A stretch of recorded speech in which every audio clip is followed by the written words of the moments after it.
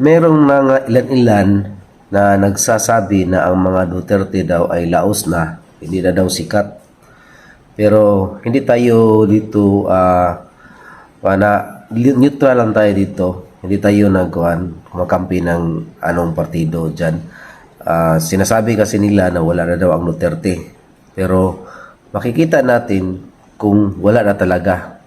Tingnan natin ang mga post doon sa page kung saan nagbabayad yung mga parang kalaban nila sa politika.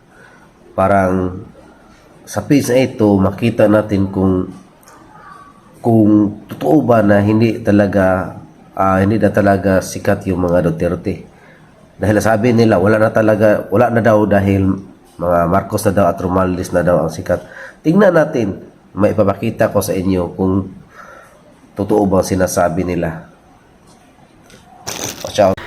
Sisimulan natin sa page ni DILG o former DILG Secretary Binhor Avalos na tatakbo under sa slate ni BBM.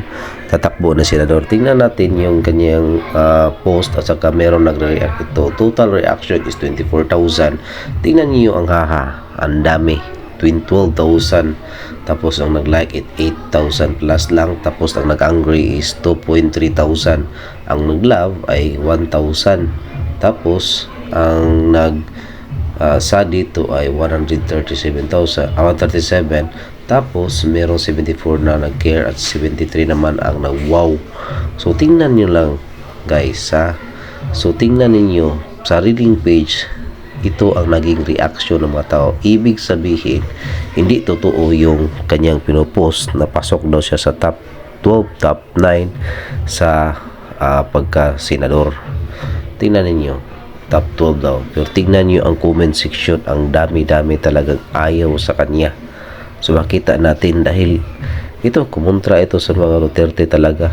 Makita natin kung sino talaga ang sikat, kung wala na ba o laos na ba ang mga Duterte. Tingnan natin ang kanilang mga komento sa mga tao, di ba? Nakita natin kung gaano kaayaw nila sa taong ito under the BBM. Halos lahat. Puntahan naman natin ang page ni Congressman Ominal sa Osamis.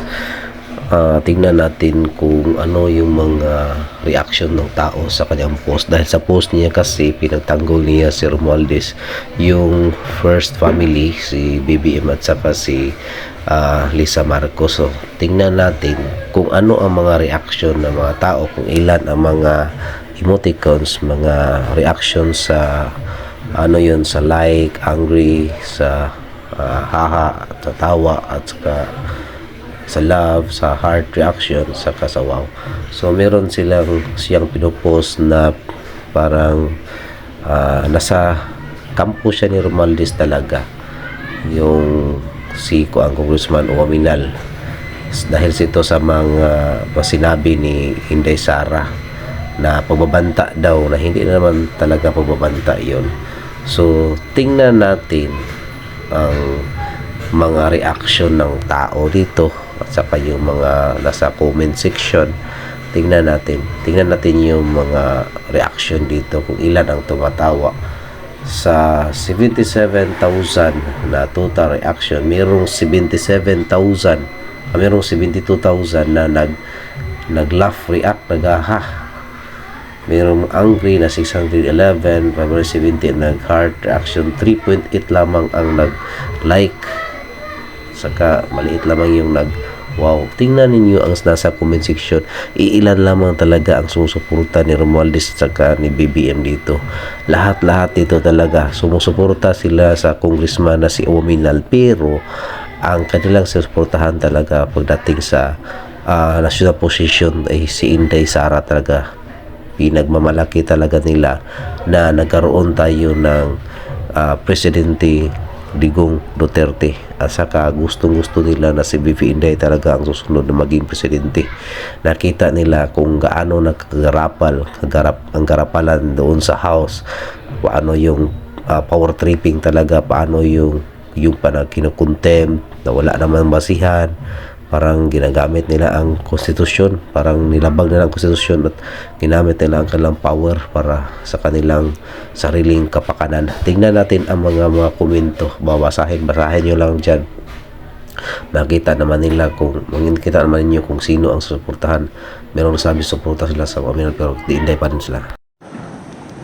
So nakikita nila kung ano yung mga resulta sa lahat-lahat na page, sa PTV, sa mga binayaran nila, sa post ng presidente, kitang-kita niyo mga reaction.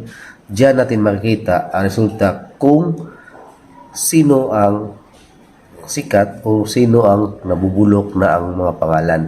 Nakikita natin sa ating mga balita o nakita natin, nalaman natin sa mga balita kung ano ang ginagawa sa mga nasa gobyerno, kung sino ang naglustay ng pera, sino ang nagnakaw ng pera.